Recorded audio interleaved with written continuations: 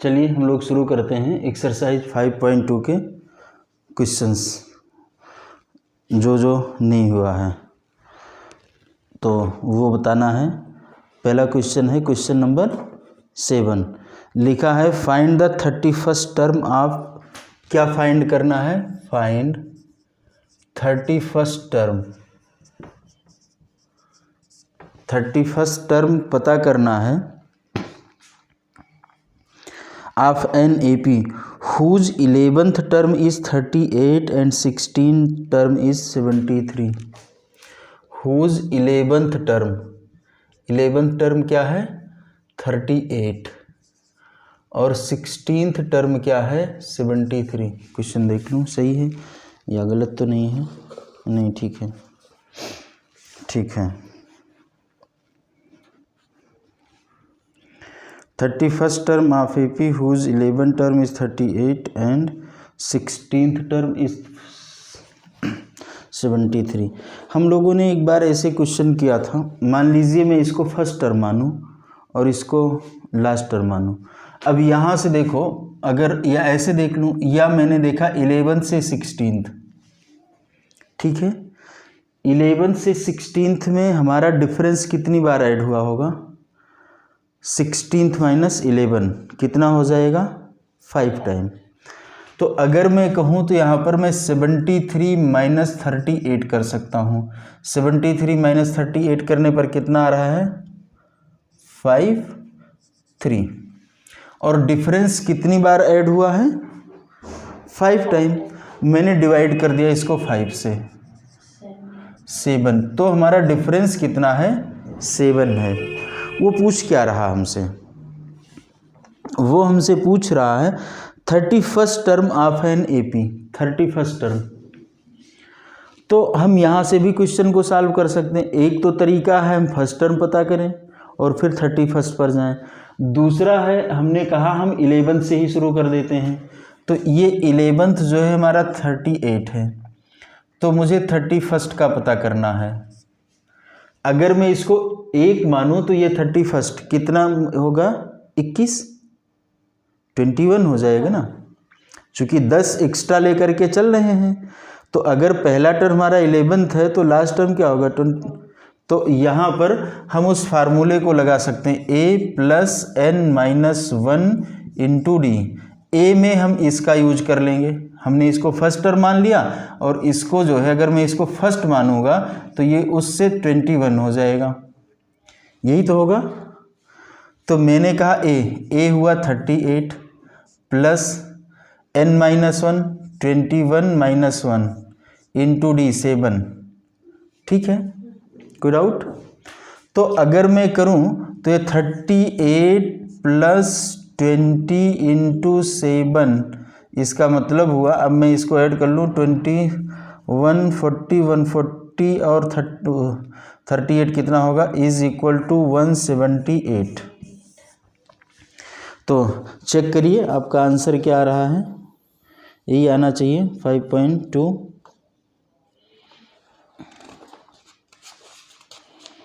5.2 का आंसर यही आ रहा है। 7th क्वेश्चन, हाँ 178 आ गया। कोई डाउट नहीं ना? अब हम अगला करते हैं। 7th हमारा हो गया। समझ में आया?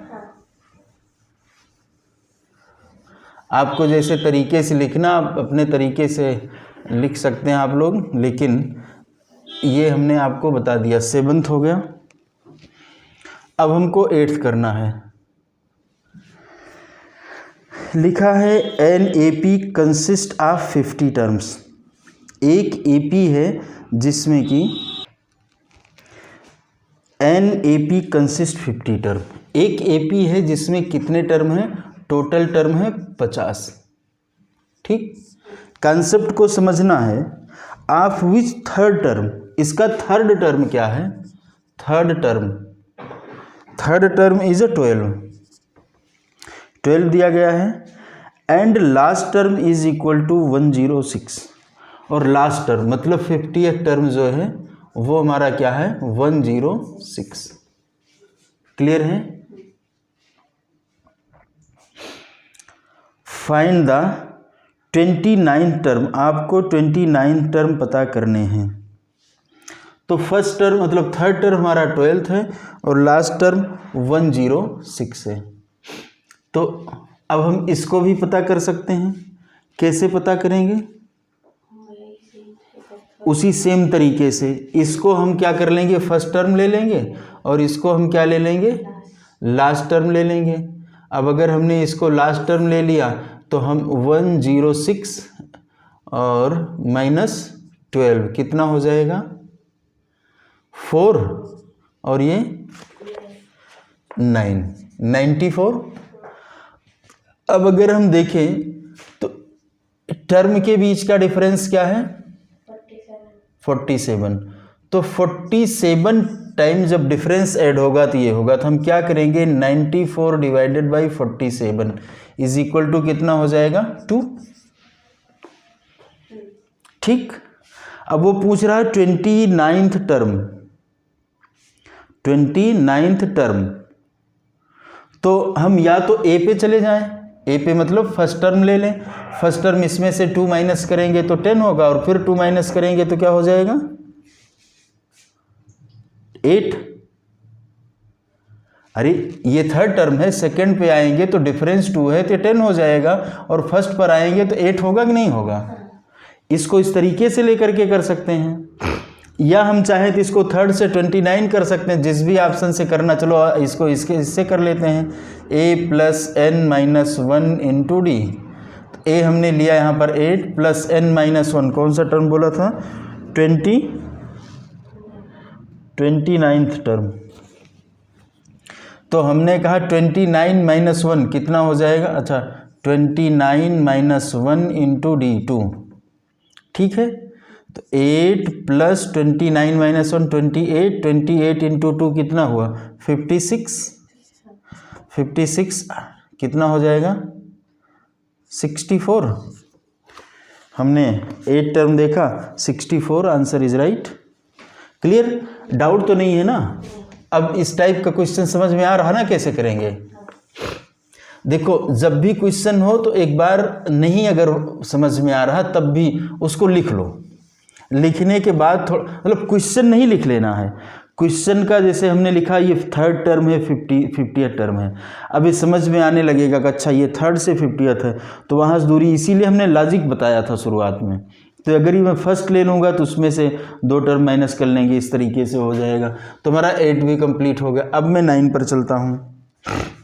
इफ़ द थर्ड टर्म, तो अब मैं समझता हूँ कि इसको कर लेना या बताऊँ, कर लेना है ना। इसी तरीके से हमारा 9th भी हो जाएगा। अगर नहीं, वही है ना। अच्छा मैं करा देता हूँ इसको भी। इसमें लिखा if third term, if the third and 9 term of AP, third and 9th 2 term हमको दिए गए हैं। थर्ड टर्म जो हमारा दिया गया है 4 - 8, ठीक, 4 - 8। Which term of this AP is 0, इसका कौन सा टर्म जो है वो 0 होगा। तो कैसे पता करेंगे, ये थर्ड टर्म हमारा ये है और ये 9 टर्म हमारा -8 है, ये लिखा ना। कौन सा 9th क्वेश्चन कर रहे हैं, third term and 9 term of AP 4 and -8 respectively. Which term of this AP is 0, इसका कौन सा 0 होगा, ये पता करना है ना। तो पहले तो हमें डिफरेंस का पता करना है, डिफरेंस का पता करना है। तो डिफरेंस का पता हम कैसे करेंगे, इसमें से इसको माइनस करेंगे, -8 -4 कितना हो जाएगा, -12। अब इन दोनों के बीच का डिफरेंस कितना है, कितने टर्म का डिफरेंस है, 9 - 3 6 का डिफरेंस है। तो हमने कहा डिवाइडेड बाई 6, ये माइनस है और ये प्लस है, तो हमारा आंसर आएगा -2। कोई डाउट नहीं ना। अब हम आगे बढ़ रहे हैं, ये -2 हो गया। अब पूछ रहा है कौन सा टर्म, ध्यान देना, अब इसी फार्मूले में आओ, मैं इसीलिए करा रहा हूँ चूँकि ये थोड़ा सा ऐसे A N is equal to A plus N minus 1 into D. ठीक, इस इक्वेशन में हमें क्या पता करना है, कौन सा टर्म जीरो होगा। तो ए एन जीरो कब होगा, यहाँ हमने जीरो लिख दिया। समझना इक्वेशन बन कैसे रहा ये समझने की ज़रूरत है, इसीलिए हमने कराया। अब ए हमारा क्या है, थर्ड टर्म अगर ये है तो इसमें अगर मैं सेकेंड टर्म लिखूंगा तो क्या मिलेगा, माइनस करूंगा -2 तो 6 हो जाएगा, फिर मैं इसमें माइनस करूंगा तो क्या हो जाएगा 8 हो जाएगा। समझ में आया या नहीं, क्लियर है ना। पीछे जाने पर हम टर्म को डिफरेंस को माइनस करते हैं, आगे जाने पर डिफरेंस को ऐड करते हैं। तो ए हमारा कितना है 8 प्लस n माइनस 1, कैसे करेंगे, n कितना है पता नहीं, n minus 1 into D, D कितना है -2 है। ठीक, अब हम इसको सॉल्व कर लेते हैं। इज इक्वल टू 8 प्लस नहीं, इससे जब मैं इंटू करूंगा तो माइनस हो जाएगा, -2n। ठीक, और -1 इंटू -2 कितना हो जाएगा +2। ठीक, अब मैं इसको ट्रांसपोज करता हूँ, इधर ले आता हूँ, तो ये इधर आएगा तो माइनस साइन है तो प्लस हो जाएगा 2n is equal to 8 plus 2 is equal to 10। तो 2n इज इक्वल टू 10, तो n is equal to 10/2 is equal to 5। Check कर लेते हैं, थर्ड टर्म 4 है, अगर मैं इसमें ऐड कर दूं -2 तो 2 बचेगा, फिर मैं ऐड कर दूंगा, ठीक है, fifth term is a right answer. कहिए तो आंसर देख लें, बाकी ये तो चेक भी हो गया है, कोई फिफ्थ टर्म है। क्लियर, कोई डाउट नहीं ना, तो 9 भी हो गया। बहुत ही आसान है, लेकिन ये है कि प्रैक्टिस आप लोगों को करना पड़ेगा, प्रैक्टिस करते करते ही आदमी एक्सपर्ट होता है। तो 9th भी हो गया। अब मैं 12th पढ़ता हूँ। लिखा है 2 APs have the common difference, 2 AP ऐसे हैं जिनका कि कॉमन डिफरेंस है। ठीक है, the difference between their 100th term, जब इसका डिफरेंस होता है, मान लो ये क्या है 2 AP हैं, एक AP ये वाला है, दूसरा AP ये वाला है। AP का मतलब 2 सीरीज हैं। ठीक है, जैसे मान लो ये कुछ हुआ 1 हुआ, ये 2 हुआ, ये 3 हुआ, और इसमें जो है एक यहाँ शुरू हो रहा 10 हुआ, और ये फिर अगला 11 हुआ, फिर 12 हुआ, इस तरीके की बात है। चूँकि इसने पहली बात बोली है the 2 APs have the same common difference, दोनों में कॉमन डिफरेंस सेम है। मैं जैसे ऐसे लिख रहा हूँ, अभी मैं उस प्रश्न पर नहीं जा रहा हूँ, मैं इसको अलग समझा रहा हूँ आपको। ठीक है, अब आगे बढ़ते हैं। There 100 term is 100, what is the difference between the 1000 term. अच्छा एक बात बताओ, अगर कॉमन डिफरेंस सेम है तो मैं यहाँ देखूँ तो इसका कॉमन, पहले टर्म का कॉमन डिफरेंस क्या है 9, दूसरे का क्या होगा 9, इन दोनों का डिफरेंस, पहले और इसका, इसके पहले टर्म का, दूसरे का, तीसरे का, दोनों के पहले टर्म में कितना डिफरेंस है 9 का, तो दूसरे टर्म में कितने डिफरेंस होगा 9 का। क्यों, क्योंकि जो सीरीज बढ़ रही है दोनों में सेम नंबर से बढ़ रही है, और अगर सेम नंबर से बढ़ रही है तो फिर कोई दिक्कत ही नहीं। अगर वो 100th टर्म पर 100 का डिफरेंस है तो 1000 टर्म पर कितने का डिफरेंस होगा 100 का ही रहेगा। एग्जैक्टली, इसमें कुछ डाउट ही नहीं है भाई, ये प्रश्न में तो कुछ है ही नहीं, लेकिन बस अब कुछ लोग सोच सकते हैं कि अगर 100 टर्म पे बताओ लोगों का आंसर कैसे आ सकता है, 100 टर्म पे 100 का डिफरेंस है तो 1000 पे कितने का होगा 1000 का, इसीलिए पूछ लिया जाता है, जो अकल नहीं लगाते हैं। ठीक ना। अब 15th है, for what value of n, इसने कहा n निकालो, इतना for what value of n मतलब मुझे क्या निकालना है n निकालना है। सवाल पढ़ते उसके इनपुट को समझ लेना है। Are the nth term of 2 APs 63, 65, 67 and this equal. लो भाई, अब तो सवाल दो, इसका मतलब है दो सीरीज हैं, एक है 63, फिर है 65, फिर है 67, इस तरीके से हमारी सीरीज है। एंड और दूसरी सीरीज है 3, 10 और 7। ठीक, लिख रहे हैं कौन से टर्म पर जा करके ये दोनों क्या हो जाएंगे, forward value an term 2 APs and इतने इक्वल, ये इक्वल हो जाएंगे। अब देखो ये 2 2 2 2 आगे बढ़ रहा है, इसमें कितने से बढ़ रहा है, 7 7 है, 17 है। ठीक है, तो कहाँ पर जाकर के दोनों एक पर मिल जाएंगे, यही पूछा गया है। तो कि कौन से n होगा। अब अगर मैं कहूँ तो मेरे पास एक फार्मूला है an इज इक्वल टू क्या है, a plus n minus 1 into D. ठीक, इसमें भी वही है जहाँ पर an सेम हो जाए, यही तो कह रहा है ना। ये कौन सी वैल्यू होगी जहाँ पर an सेम हो जाए, वहाँ पर भी। अब यहाँ पर इसको 1 लिख लेते हैं और d1 लिख लेते हैं। ठीक, दूसरी जगह पर हम आते हैं। अब हमने कहा an is equal to a2, ठीक, plus n minus 1 into d2। तो ध्यान देना है, मैंने इक्वेशन क्या बनाया है, एक ही क्वेश्चन के लिए बन रहा, ध्यान देने की बात है।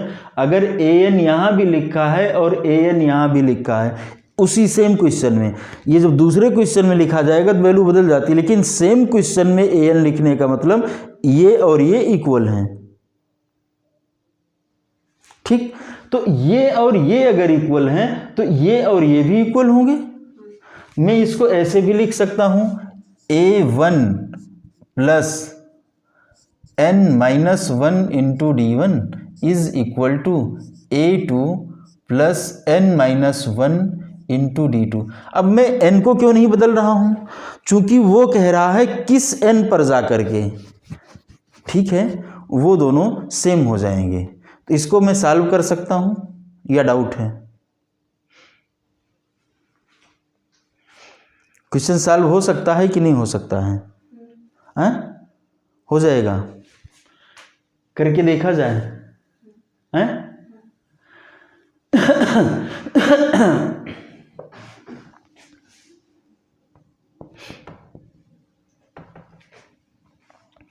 a1 इसको पहले ले लें, 63 plus n minus 1 into d1, d1 यहाँ पर क्या है, 65 minus 63 2 is equal to a2 3 plus n minus 1 into d2, d2 कितना है 7।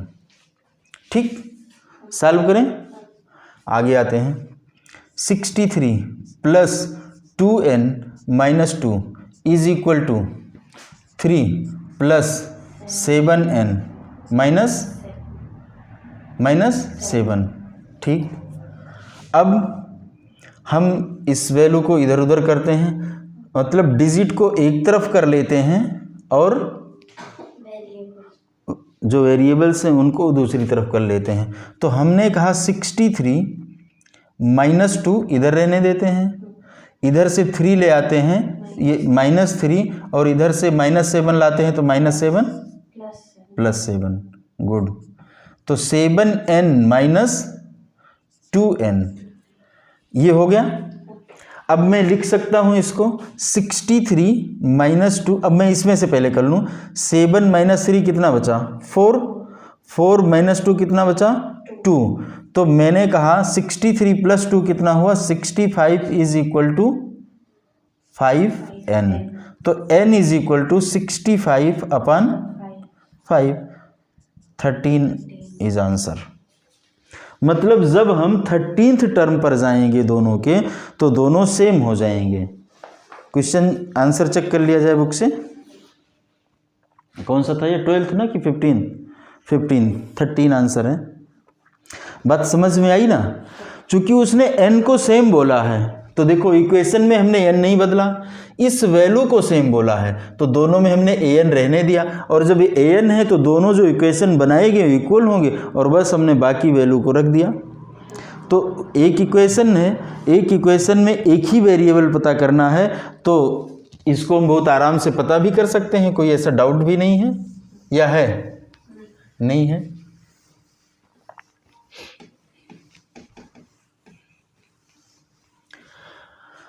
अब हम चलते हैं 16th पर। 16 भी करना है, सारे क्वेश्चन करने क्या। Determine the AP whose third term is 16 and 7th term exceeded the 5th term by, बताइए क्या कह रहा। डिटरमाइन द एपी, एपी बताओ, किस बात के लिए बताओ, कौन सी के लिए बताओ। हुज थर्ड टर्म, जिसका कि थर्ड टर्म कितना है, 16 है, जिसका थर्ड टर्म क्या है, 16 है। बहुत ही आसान है, कुछ सवाल में दम ही नहीं है। 16th and 7th term exceed the 5th term, ये हमारा 7वां टर्म है और ये हमारा 5वां 5th टर्म है। ये कह रहा 7th टर्म एक्सीड, कितने से एक्सीड कर रहा है, 12 से।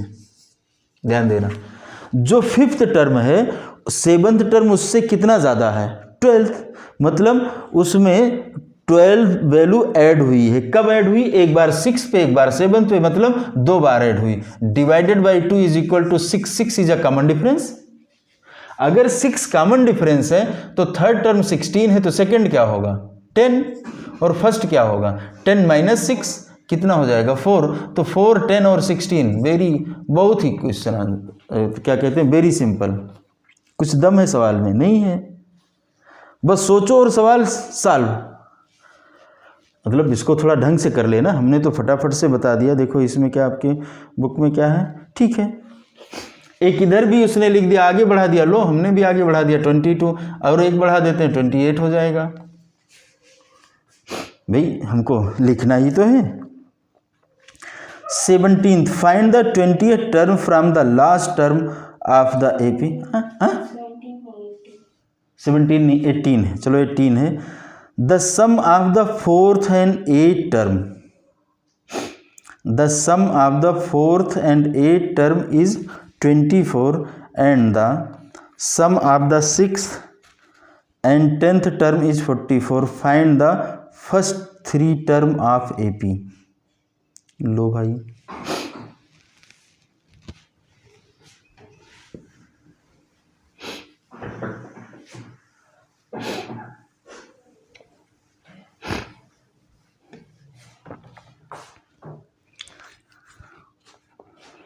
सम of the 4th and 8th term, 4th plus 8 term, ये कितना है हमारा, बोलो 24। और अगर हमने 6 टर्म और 10th टर्म को ऐड किया तो ये कितना हो जाएगा, 44, ये हो गया। लिखा है find the first 3 term of AP, पहला 3 टर्म हमको इस एपी का पता करना है। 15 हो गया, 18 था ना, 18, तो ये हमें पता करना। अब ये कैसे करेंगे, अगर मैं कहूँ 4th टर्म है और ये है, ये दोनों को ऐड करना, मतलब ये दोनों ऐड, तो 4th टर्म कैसे निकाला जाता है, a plus 3d, a plus 3d, यही तो 4th टर्म होगा हमारा। और इसी में 8 टर्म ऐड करना है, तो a plus 7d is equal to 24। ठीक, अब मैं इसको सॉल्व करूं, 2a plus 10d is equal to 24, एक इक्वेशन बन गया हमारा। यहाँ पर 6 और 10th है, तो यहाँ पर क्या लिखूँगा a प्लस 5d, फिर दूसरा plus a 9d is equal to 44 दिया है। a प्लस a 2a हुआ is equal to 2a plus 14d is equal to 44, ये सेकेंड हुआ। अब मैं क्या करूँगा, इसमें से दूसरे टर्म को माइनस कर दूंगा, मतलब पहले इक्वेशन को। 2a plus 10d is equal to 24, subtract, change the sign, ये कट गया। 4d इज इक्वल टू कितना हुआ, बोलो 20, तो d is equal to 20 upon 4 is equal to 5, तो 5 हमारा डिफरेंस हो गया। ठीक, अगर 5 डिफरेंस हो गया तो a का पता लगाना है, यही वैल्यू रख लेते हैं, रखें। 2a प्लस 10d, यही तो करेंगे ना, 2a प्लस, तो 10 इंटू 5 इज इक्वल टू 24। ठीक, अब हम कहते हैं 2a is equal to 24 minus 50, कितना हो गया,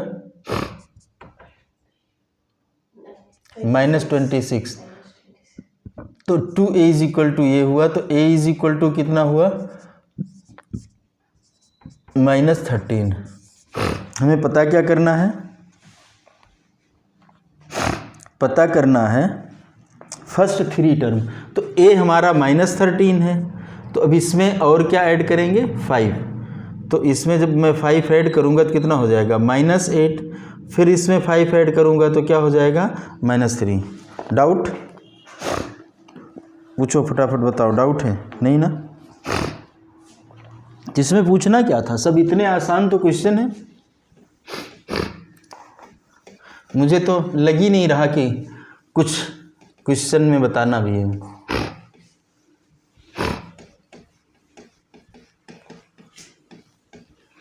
अब हम 18 के बाद 19 करेंगे।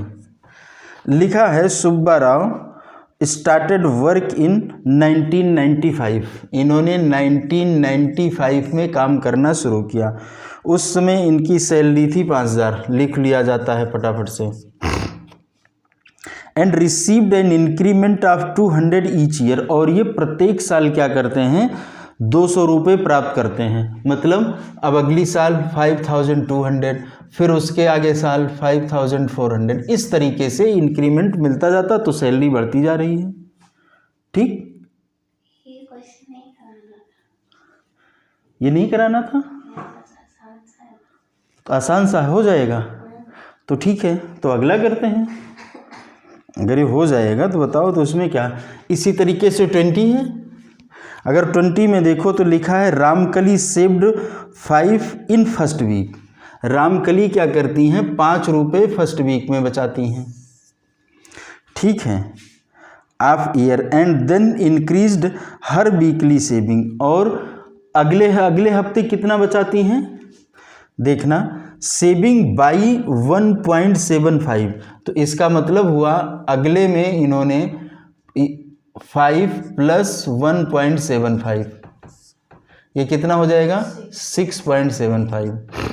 फिर अगले वीक में इनका क्या हो जाएगा, मतलब increased her weekly saving by, इसी से बढ़ रही। अब इसमें हम आएंगे, इसमें क्या करेंगे, 6.75 + 1.75, अब इस दोनों को ऐड करेंगे, 6 और 7, 7 एक 8.50, 4 नहीं 50, ठीक है, ऐड करोगी तो यही आएगा, सोचो मत।